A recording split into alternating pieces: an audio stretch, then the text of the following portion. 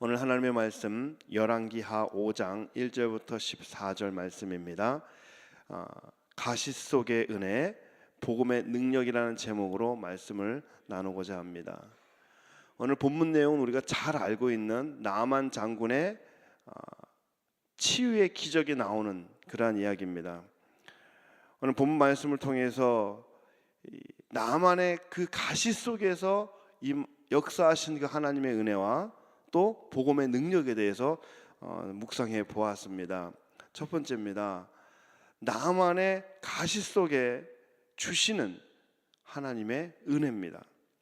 여러분, 나아만은 어떤 사람입니까? 아람 왕의 총애를 받던 사람입니다. 당시 아람 왕은 베나닷 2세였는데요. 이 베나닷 2세는 이 나아만을 아주 각별하게 생각을 했습니다. 어느 정도냐면 본문 말씀에는 크고 존귀한 자니 이렇게 나아만을 칭찬하고 있습니다. 그도 그럴 것이 당시에 아람은 신흥 강대국이었던 아수르와 자주 전쟁을 벌였습니다. 이 아수르와 전쟁을 치를 때 이 나아만이 늘 선봉에 서서 전쟁을 승리로 이끌어냈던 인물이었습니다.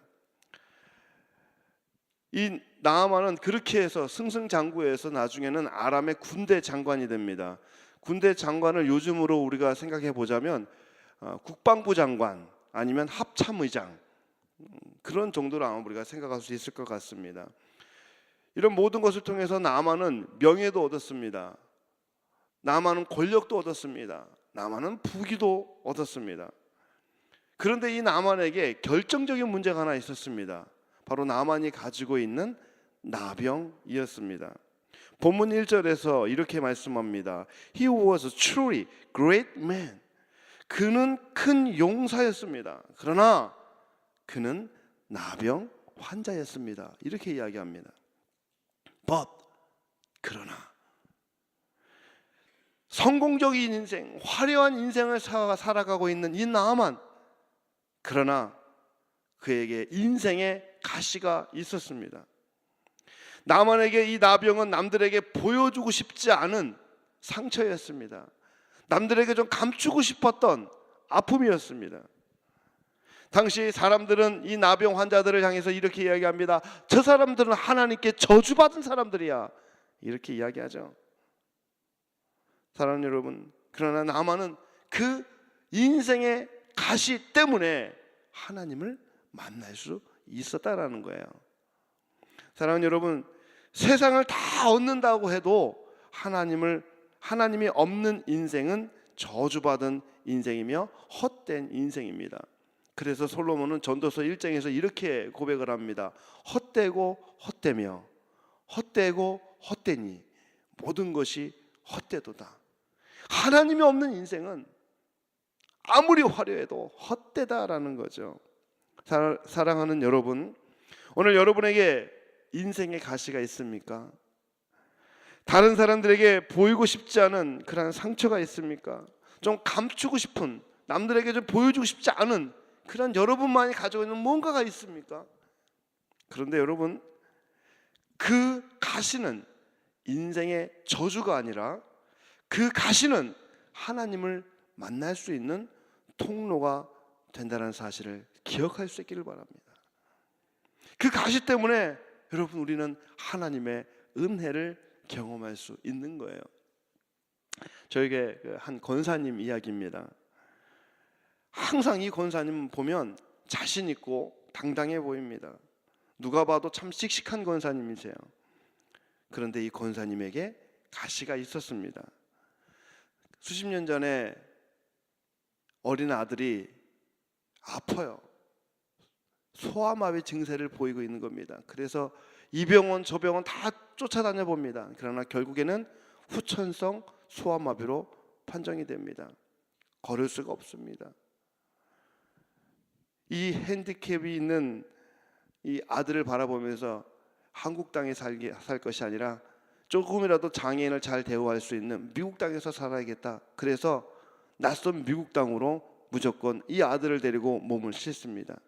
그리고 열심히 살았습니다. 사람들은 이 권사님 보면서 이야기합니다. 야, 저분은 참 여자지만 훌륭한 사업가야. 저분은 지금 저 권사님의 자녀들이 얼마나 잘 됐는지 참 자녀들을 잘 키웠어. 저 권사님을 보면서 사람들은 성공적인 이민자의 삶을 사신 분이야 라고 이야기를 합니다. 그러나 이 권사님은 장애인 아들을 바라볼 때마다 가슴이 조여왔다고 이야기를 합니다. 권사님은 아들을 보면서 하나님을 찾았습니다. 걷지 못하는 아들을 보면서 하나님께 손을 내밀었습니다.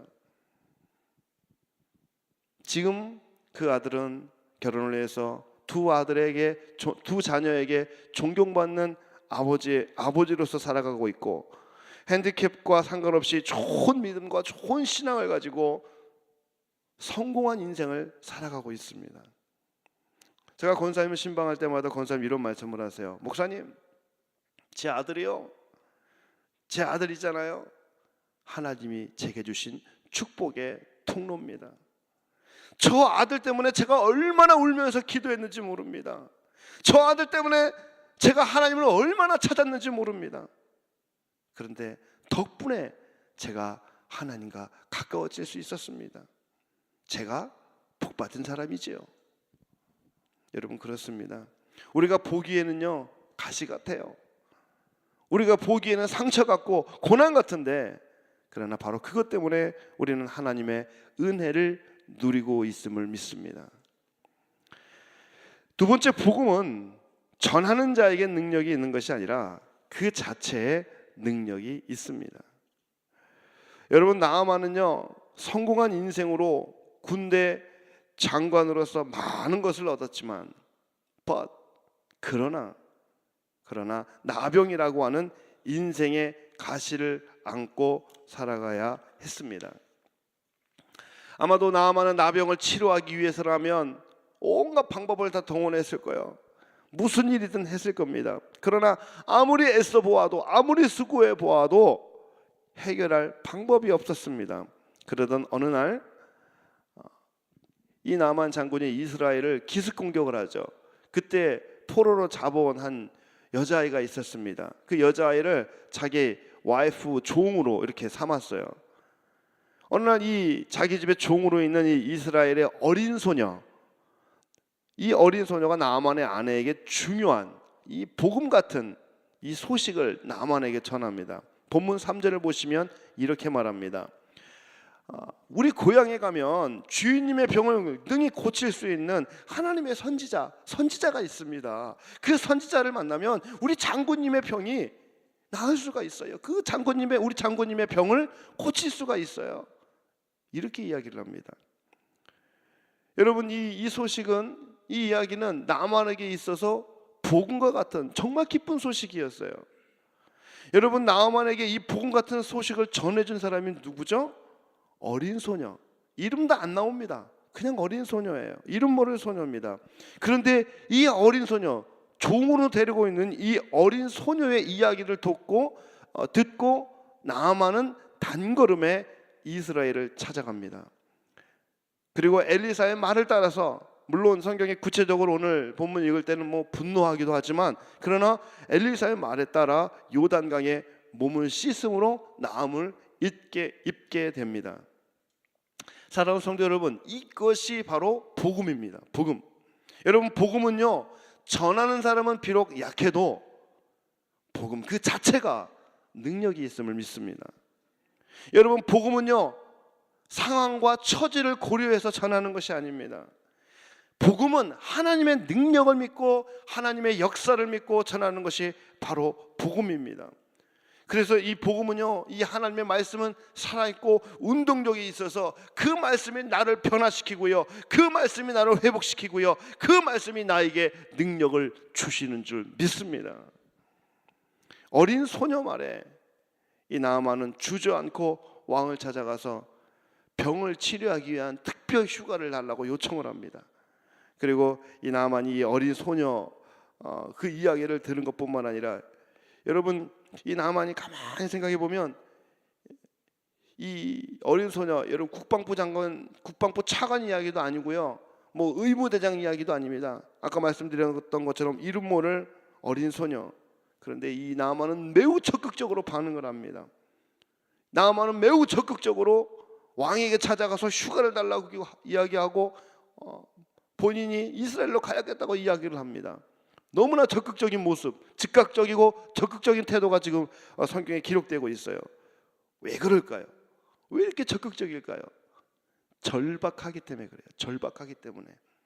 너무나 간절하기 때문에 그렇습니다. 옛날에요, 제가 전도를 하는데 36살 되시는 한 젊은 여인을 만난 적이 있습니다. 근데 이 여자분이요, 이유 없이 이 명치 끝이 아프대요. 그래 너무 아파서 이 병원 저 병원 다 가봐도 이유를 모르겠대요. 그래서 무당 불러다가 집에서 굿도 해보기도 하고 절에도 가보기도 하고 나름대로 해볼 건 다 해본 거예요. 너무나 아파서 이 명치 끝이 아파오기 시작하면 숨통이 끊어질 것 같은 고통이라고 이야기를 합니다. 그러던 어느 날 전도를 하던 저와 전도팀을 만나게 되어집니다. 제가 그날 그분에게 전한 것은 하나님의 말씀이었고요. 제가 그날 그분에게 한 것은 하나님의 능력을 믿고 기도한 것 뿐이었습니다. 복음이었습니다. 제가 전한 것은 그저 복음이었습니다. 이 자매님은요, 그 자리에서 예수님을 영접합니다. 그리고 바로 그 주에 교회에 등록을 합니다. 그리고 얼마 후에 병명을 찾았어요. 그리고 치료에 들어갔습니다. 사랑하는 여러분, 무엇이 이런 은혜를 만들어냈을까요? 간절함입니다. 절박함입니다. 여러분, 은혜는 누가 받을 수 있을까요? 간절한 사람이 받습니다. 절박한 사람이 받습니다. 절박한 사람은요, 예배 시간에 앉는 자리부터 다릅니다. 절박한 사람은요, 예배 드리는 태도가 달라요. 찬양하는 태도가 다릅니다. 왜요? 주님이 안 되면 안 되기 때문에, 예수님이 아니면 안 되기 때문에 너무나 간절한 겁니다. 사랑하는 성도 여러분, 우리가 은혜를 사모하되 간절함으로 사모할 수 있기를 바랍니다. 우리가 하나님을 찾되 간절함으로 찾을 수 있기를 주의 이름으로 소원합니다. 마게도냐 사람들이 바울에게 건너와서 우리를 도우라 그렇게 말했었던 것처럼, 여러분 오늘도 우리가 복음을 전할 때도 마찬가지입니다. 간절함으로 절박함으로 기다리는 그 한 사람을 찾아서 우리가 복음을 전할 수 있어야 됩니다. 오늘 그들에게 기쁜 소식을 전하는 그러한 저와 여러분이 될 수 있기를 주의 이름으로 축복합니다. 전하는 우리는 약하지만 복음은 강력한 능력으로 역사함을 믿으시기를 바랍니다. 기도하겠습니다.